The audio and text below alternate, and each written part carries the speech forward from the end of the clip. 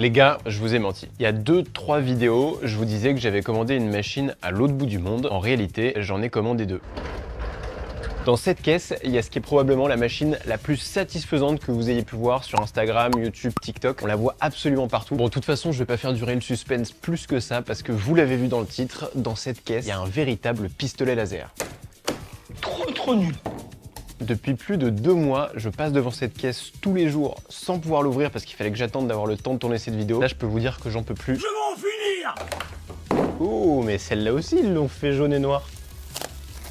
C'est vraiment gigantesque. Moi qui pensais pouvoir mettre ça dans un coin de mon atelier tranquillement, là ça va pas être possible. C'est une machine qui est sur mesure. Je leur ai demandé de la pousser jusqu'à 2000 watts. Donc elle est aussi puissante que la machine laser CNC que vous avez pu voir dans ma précédente vidéo. Ce genre de pistolet à fibre laser permet de découper plein de choses, de souder et même de décaper. Juste en pointant le pistolet sur une pièce, je vais pouvoir retirer la rouille en quelques secondes. Et alors ce truc blanc, je pense que c'est pour le métal d'apport, ouais c'est ça. Pour souder, je vais pouvoir rajouter du métal avec un fil, comme un poste à souder MIG classique, sauf que là ça va être le laser qui va faire fondre le métal. Non, il va falloir que je réussisse à le faire descendre de la caisse. Oh oui. Ah oui d'accord, oui, c'est très lourd. On va le tenter.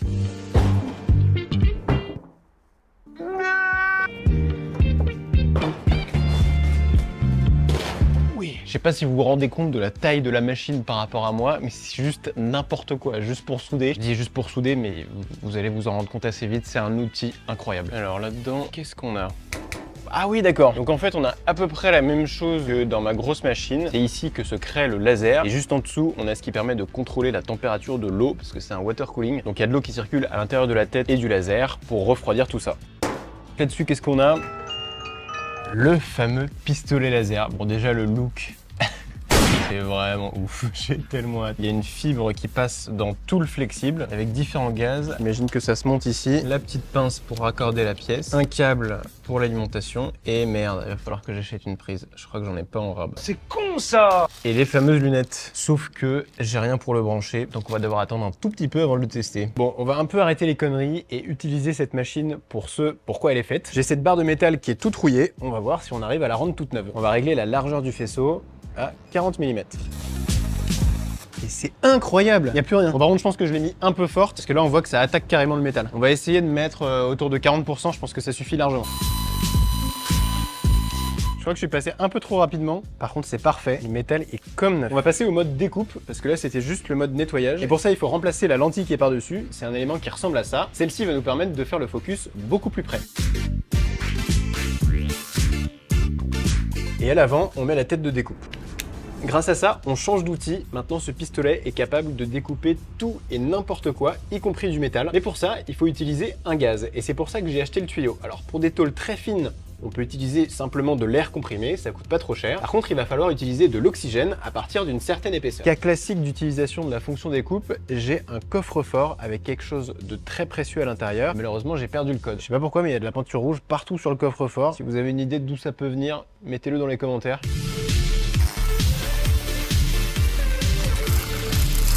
Et ben voilà, ça s'ouvre tout seul. Wow. Je crois que l'objet n'a pas survécu. Ah dommage, c'est con. On va essayer de couper une tôle en acier de 2 mm d'épaisseur. Il y a comme des petites coulées sur le bord et ça c'est signe qu'il y a un peu trop de gaz. On va essayer avec moins de pression. Ah bah ça y est! J'ai encore des petites gouttes en dessous, mais mes coupes commencent à être assez propres. Je pense qu'il faut juste s'entraîner. J'ai envie de pousser un peu la machine, donc on part sur une pièce de 10 mm d'épaisseur en acier. Honnêtement, je sais pas si ça va le faire, même mon autre laser est pas fait pour ça. Waouh! Ok, c'est un peu dangereux. Par contre, ça transperce le métal. Non, ça a marché. Oh, ça fait chauffer le pistolet, un truc de fou. Par contre, ça coupe. Alors la coupe est pas très propre. Sur du 10 mm à la main comme ça, vous attendez clairement pas à des coupes propres, mais ça peut dépanner. On va tester sur un morceau d'aluminium de 2 mm d'épaisseur. Oula, oh, c'est très bizarre. Hier, j'ai passé plus de 2 heures à essayer de découper de l'aluminium et du laiton. J'ai fini par réussir, mais les découpes sont vraiment dégueulasses. Et là, la solution de facilité, c'est de se dire que c'est de la faute du matériel. Mais non, là, il y avait vraiment quelque chose que je ne comprenais pas. J'ai passé ma soirée à chercher des informations pour essayer de comprendre et j'ai découvert des trucs super intéressants. Je vais essayer de vous les simplifier au maximum. J'avais compris qu'une machine à fibre laser, c'était plein d'énormes diodes laser dont on additionnait la puissance, ça transitait par une fibre optique et après un jeu de lentilles, le laser sortait par la buse. Par contre, pour ce qui est du gaz, on m'a dit oxygène pour découper de l'acier et azote pour tous les autres d'autres métaux. Je suis pas allé chercher plus loin, je pensais que c'était un gaz protecteur comme pour la soudure. Mais là je suis passé à côté d'énormément de choses et c'est ça qui est super intéressant. Découper de l'acier avec un laser à fibre et découper d'autres métaux, ça n'a rien à voir. Quand le laser fait fondre de l'acier, l'oxygène sort à haute pression et pousse le métal fondu pour former un creux. Il aide à faire fondre l'acier, il nettoie la lentille en empêchant aux poussières de revenir dans la tête du laser, parce qu'une poussière sur la lentille protectrice la rend opaque en un point,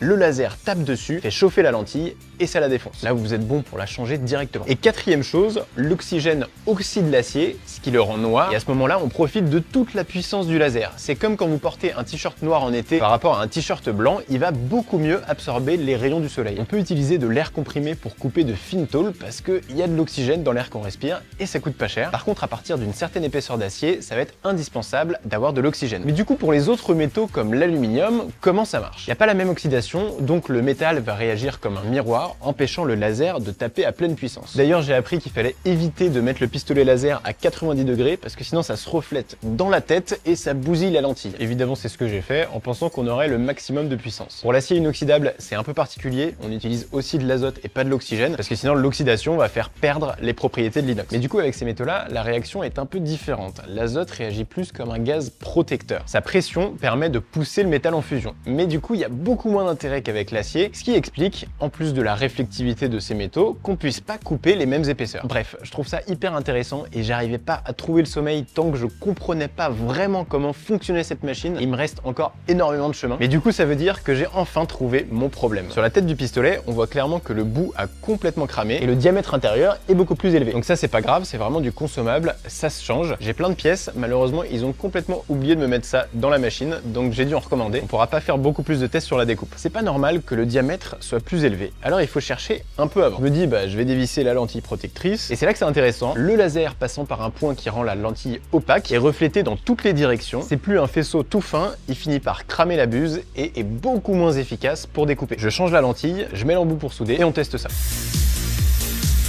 On voit qu'il y a des marques de brûlure, donc je suis peut-être resté un peu trop longtemps par endroit. Mais on voit vraiment que le centre là, c'est soudé, mais c'est plus qu'une tôle. Quand j'arrive à faire un geste régulier, la soudure est vraiment pas mal. Incroyable. Waouh! Et j'ai même pas de métal d'apport encore. À part ce gros zigzag qui montre que j'avais pas relâché le bouton en enlevant le pistolet, c'est de mieux en mieux. Et côté solidité, je pense que les images parlent d'elles-mêmes. C'est de la sorcellerie ce truc, c'est incroyable. Même chose pour deux tôles d'aluminium. La soudure est impeccable et en plus de ça, elle est étanche. Ça bouge pas. Ça décollera pas. Quoi?